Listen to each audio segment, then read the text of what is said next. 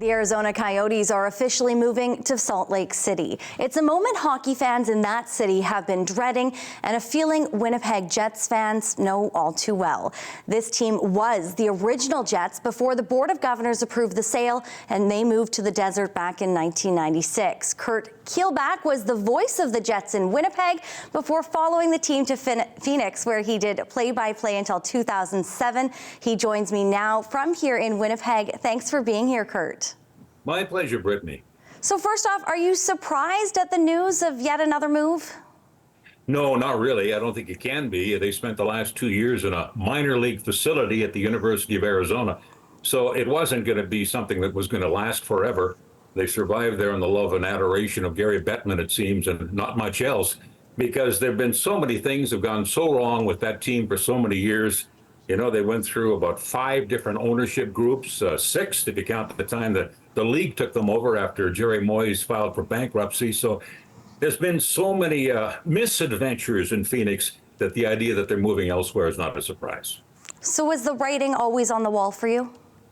No, actually, in the early stages, I thought it was going to work. The first 5 or 6 years, I was convinced the Coyotes were going to be a success in Phoenix. They had good ownership at the beginning, and they had a good president at the beginning. They had a pretty good staff at the beginning.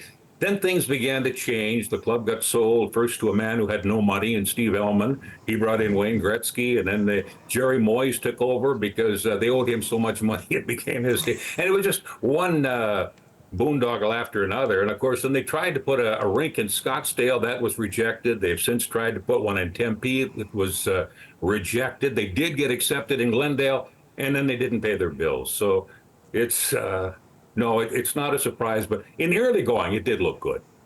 Curt, what was it like watching that final game? I've been watching some snippets of it. We're seeing some video of it now, and it seemed like an emotional night for so many people.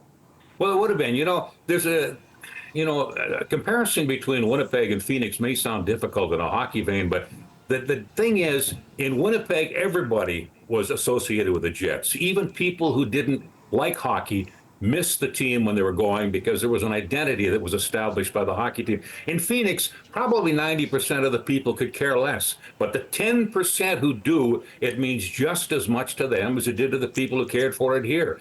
And a lot of people there are in tears, they're upset, but they're sad, some are mad, and some are sad and mad. They're mad at the latest owner. They felt that he let them down with what went on in Glendale with not paying the bills and that sort of thing.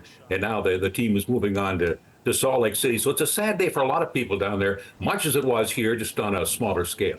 You just touched on Winnipeg there. What do you remember about when this team left Winnipeg and Manitoba all those years ago, the devastation here, but also that excitement in Phoenix?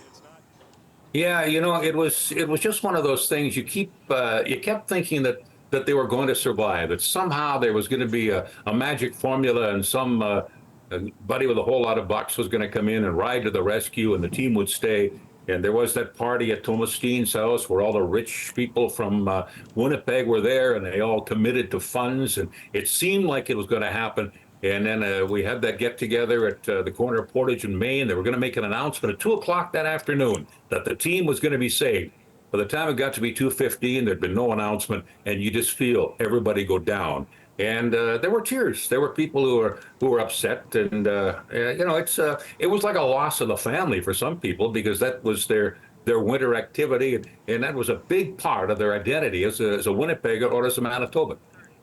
The team has been in Arizona for nearly 3 decades, but it feels like it can't really find its permanent home. We're moving to its 3rd city. Do you think the fans will follow? You know, it was interesting yesterday. My son pointed it out to me that the Coyotes were in Phoenix longer than the Jets, including the WHA, were in Winnipeg, and I hadn't thought about that. But it has been 24 years. It was more than a honeymoon period. There were lots of times to make changes, and that was probably what the problem was. There were too many changes made. And Salt Lake City, I know what it's going to be like there. It was like that in Phoenix. It was like that in Winnipeg when the Jets came both times. Yeah, the NHL arrivals. People are going to be excited. And there's no more year that can be any more fun than the first year with an NHL franchise because everybody is so enthusiastic. It's the new toy. It's the new thing to do. And where Salt Lake City is concerned, it should stay because most communities go through a rough time trying to get governments to commit to funds for the arena that inevitably has to be built. Well, in Salt Lake City, they got the Olympics coming, so that base is covered. There will be no problem building a state-of-the-art facility for the Salt Lake Salt Dogs, or whatever they're going to call them. To be determined on that name. Curt, thank you so much for joining us. My pleasure, Brittany.